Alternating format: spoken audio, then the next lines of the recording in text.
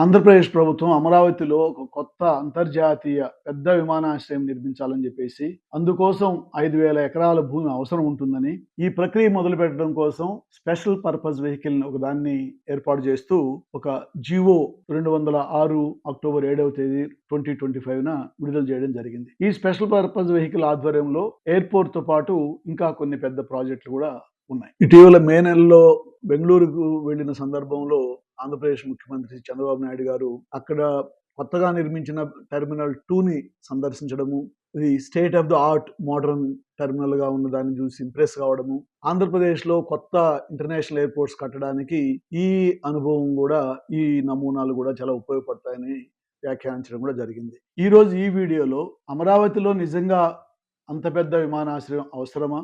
5,000 ఎకరాలు అంటే మామూలు ఏరియా కాదు ఇది. ఇప్పుడు ఉమ్మడి ఆంధ్రప్రదేశ్ను మనం చూసినప్పుడు, ఇప్పుడు పనిచేస్తున్నటువంటి విమానాశ్రయాలు ఎన్ని ఉన్నాయి, మన చుట్టూ ఎన్ని అంతర్జాతీయ విమానాశ్రయాలు ఉన్నాయి, వీటన్నిటిని పరిగణలోకి తీసుకున్నప్పుడు ఈ అమరావతిలో కట్టబోయే విమానాశ్రయం అసలు నిజంగా అవసరమా? ఎక్కడి నుంచి ప్రయాణికులు వస్తారు అనే అంశాలని మనం ఒకసారి పరిశీలిద్దాం. మనం ఆంధ్రప్రదేశ్ చిత్రపటాన్ని గమనించినప్పుడు మన చుట్టూ 3 పెద్ద మహానగరాలు ఉన్నాయి. అంటే 3 పెద్ద విమానాశ్రయాలు ఉన్నట్టు. హైదరాబాదు, బెంగళూరు, చెన్నై. ఇప్పుడు కొత్తగా విశాఖపట్నంలో ఒక పెద్ద అంతర్జాతీయ విమానాశ్రయం నిర్మాణంలో ఉంది, 2,500 ఎకరాల్లో. ఇవి కాకుండా ఆంధ్రప్రదేశ్లో 5 ఫంక్షనల్ ఎయిర్పోర్ట్స్ ఉన్నాయి. రాజమండ్రి, విజయవాడ, గన్నవరం ఎయిర్పోర్ట్, తిరుపతి, కడప, కర్నూలులో. ఇది ఒక విస్తృతమైనటువంటి ఎయిర్పోర్ట్స్ నెట్వర్క్ ఆంధ్రప్రదేశ్లో ఉంది. ఇంటర్నేషనల్గా వెళ్ళాలనుకున్నా, లేకపోతే ఇక్కడి నుంచి దేశంలో ఇతర నగరాలకు వెళ్ళాలనుకున్నా, ఈ ఆంధ్రప్రదేశ్లో వివిధ జిల్లాల్లో లేకపోతే వివిధ పట్టణాల్లో ఉన్న ప్రయాణికులు ఎక్కడికి వెళతారు అని మనం గమనిస్తే, మనం చెన్నై ఎయిర్పోర్ట్ నుంచి చూద్దాం. నెల్లూరు జిల్లా వాళ్ళు దాదాపు అందరూ చెన్నైకి వెళ్తారు. అంటే నేను పాత జిల్లాల పేర్లు మాట్లాడుతున్నాను. చిత్తూరు జిల్లా నుంచి దాదాపు చాలా మంది ఇటు చెన్నై ఎయిర్పోర్ట్ కి లేదా బార్డర్ ఏరియాస్ లో వాళ్ళు బెంగళూరు ఎయిర్పోర్ట్ కి వెళ్తారు. ఇంటర్నేషనల్ ట్రావెల్ గురించి నేను మాట్లాడుతున్నాను. కడప జిల్లాలో దాదాపు అందరూ చెన్నైకి, కొద్ది మందో బెంగళూరు కూడా వెళ్లే వాళ్ళు ఉన్నారు. అనంతపురం జిల్లా అయితే దాదాపు అందరూ కూడా బెంగళూరు ఎయిర్పోర్ట్ కే వెళ్తారు. ఒంగోలు, ప్రకాశం జిల్లా నుంచి కొంతమంది చెన్నైకి, ఎక్కువ మంది హైదరాబాద్కు వెళ్తారు. సో ఒక పాత రాయలసీమ ప్రాంతం నుంచి ఒక కర్నూలు జిల్లా వాళ్ళు మాత్రమే హైదరాబాద్కు వస్తారు. ఈ మిగిలిన వాళ్ళు విశాఖపట్నం నుంచి మనకి ఇప్పుడు ఒక 2-3 దేశాలకేమో ఇంటర్నేషనల్ కనెక్టివిటీ ఉంది.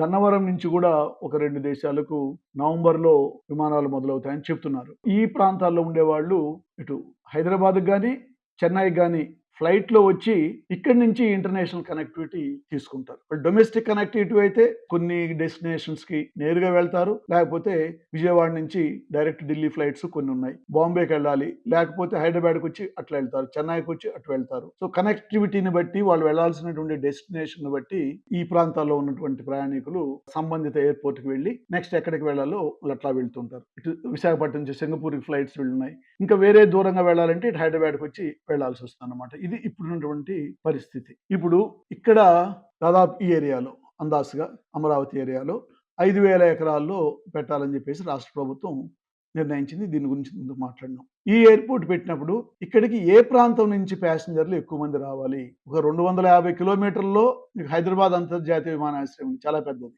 నార్త్ కోస్ట్కి వెళ్తే విశాఖపట్నంలో పెద్ద విమానాశ్రయాన్ని నిర్మిస్తున్నారు. ఇప్పుడు ఇక్కడికి అల్టిమేట్ గా ప్యాసింజర్స్ వస్తేనే ఆ విమానాశ్రయానికి వైబిలిటీ ఉంటుంది. ఒకసారి అంత పెద్ద ఎత్తున భూములు సేకరించి పెట్టుకున్నప్పుడు. సో స్థూలంగా చూస్తే ఎక్కడి నుంచి రావాలి, ఎక్కడ అసలు అమరావతిలో ఎంతమంది ఉంటారు అనేది ఒక ప్రశ్నార్థకం. నిజంగా అంత పెద్ద నగరంగా అది ఎమర్జ్ అవుతుందని ఎవరికీ నమ్మకం లేదు. అది ఒక సపరేట్ చర్చ. ఇప్పుడు నా దృష్టిలో చూస్తే ఒక 4 జిల్లాలకు మాత్రమే ఇది ఎయిర్పోర్ట్గా సేవలు అందించగలుగుతుంది. ఆ 4 జిల్లాల్లో ఆల్రెడీ గన్నవరం ఎయిర్పోర్ట్ ఉంది. సో ఇంత తక్కువ ఏరియాకు సేవలు అందించేటువంటి ఎయిర్పోర్ట్కి గన్నవరాన్ని ఎక్స్పాండ్ చేసుకోవచ్చు. అదనంగా ఇంకొక 500 ఎకరాలు, 200 ఎకరాలు సేకరించి అమరావతి నుంచి కనెక్షన్ పెంచేట్టు బెటర్ రోడ్ నెట్వర్క్, ఒక రైల్ నెట్వర్క్ పెట్టుకుంటే చేసుకోవచ్చు. సో కేవలం 4 జిల్లాల ఎయిర్పోర్ట్ మాత్రమే అవుతుంది అమరావతిలో పెట్టే కొత్తది. దానికోసం ఇంత పెద్ద ఎత్తున భూములు సేకరించి పెట్టుకోవడం అనేది ఒక దాని ఉద్దేశాన్ని మనం ప్రశ్నించాలి. ఇది ఈ మ్యాప్ చూస్తే గానీ మనకు వాస్తవ పరిస్థితి అర్థం కాదన్నమాట.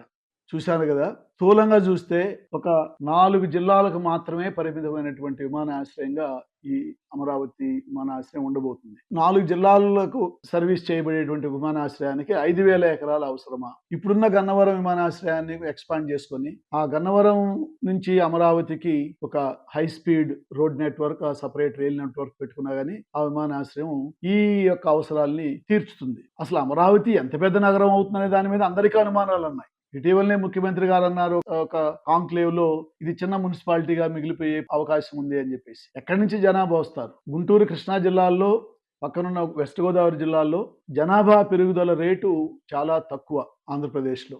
వీటన్నిటిని కొంచెం పక్కన పెడదాం. హైదరాబాద్ శంషాబాద్ ఎయిర్పోర్ట్ కు తీసుకున్న భూమి 5,500 ఎకరాలు. అందులో చాలా భాగం మనం ఖాళీగా రోడ్డు మీద ప్రయాణం చేస్తూ పోతాం. కానీ ఆ రోజు ఇది ఒక సౌత్ ఏషియన్ ఏవియేషన్ హబ్ అవుతుందని, దీనికి ఇంత పెద్ద ఎత్తున భూములు అవసరం అని చెప్పేసి తీసుకొని అది మొత్తం ఒక ప్రైవేట్ పారిశ్రామికవేత్త అయినటువంటి జిఎంఆర్ చేతిలోకి వెళ్ళిపోయింది. ఇతర విమానాశ్రయాలు చుట్టూ ఉండే వాటిని చూస్తే బెంగళూరు విమానాశ్రయం 4,000 ఎకరాల్లో ఉంది. ఈ బెంగళూరు విమానాశ్రయం ఈ రోజు కూడా హైదరాబాద్ కంటే ఎక్కువ ఇంటర్నేషనల్ కనెక్టివిటీ ఉంది. చెన్నై విమానాశ్రయాన్ని చూస్తే 1,300 ఎకరాల్లో మాత్రమే ఉంది. చెన్నై విమానాశ్రయం నుంచి కూడా హైదరాబాద్ కంటే బెటర్ ఇంటర్నేషనల్ కనెక్టివిటీ ఉంది. ఎంత పెద్ద విమానాశ్రయం, ఎన్ని దశాబ్దాలుగా పనిచేస్తున్నటువంటి విమానాశ్రయం చెన్నై. వీటన్నిటికంటే మించి అమరావతిలో ఈ 4 జిల్లాలకు క్యాటర్ చేసేటువంటి ఒక విమానాశ్రయానికి 5,000 ఎకరాలు సేకరించాలని, అది భవిష్యత్ అవసరాలంటూ పేరు పెట్టి ఇప్పుడే సేకరించి పెట్టుకోవాలి.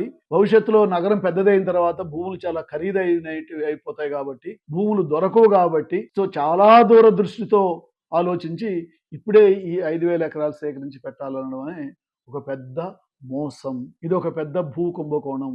అవసరం లేని చోట కొత్త రాజధాని అనేటువంటి సెంటిమెంట్ను ఉపయోగపెట్టి భవిష్యత్తులో అవసరం అనేటువంటి ఒక అబద్ధపు ప్రచారాన్ని ఈ ప్రజల్లోకి తీసుకెళ్లి రైతుల దగ్గర భూములు సేకరించి ఇది పీపీపీ పేరుతో ఒక ప్రైవేట్ పారిశ్రామికవేత్త చేతుల్లోకి కట్టబెట్టడం అన్నమాట ఈ భూముల్ని. ఇది చాలా ప్రమాదకరమైనటువంటి ధోరణి. ఆంధ్రప్రదేశ్ కు చాలా పెద్ద ఎత్తున నష్టం కలిగించేటువంటి ప్రక్రియ.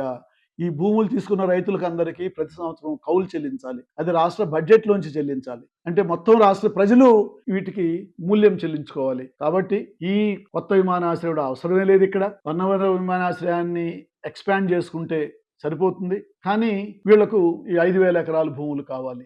దీన్ని ప్రతి ఒక్కరూ విజ్ఞులైన ఆంధ్రప్రదేశ్ ప్రజలు, ఇతరులు దీన్ని వ్యతిరేకించాలి. రాష్ట్ర ప్రభుత్వానికి ఈ అభిప్రాయం వెళ్ళాలి. ఈ ప్రభుత్వం ఈ ప్రక్రియను విరమించుకోవాలి రాష్ట్ర ప్రజల శ్రేయస్సు దృష్ట్యా. మిత్రులారా, ఈ వీడియో మీకు నచ్చుంటే లైక్ చేయండి, కామెంట్ చేయండి, నా ఛానల్కి సబ్స్క్రైబ్ చేయండి. ఎక్కువ వీడియోలు చేసేదానికి సహకరించండి.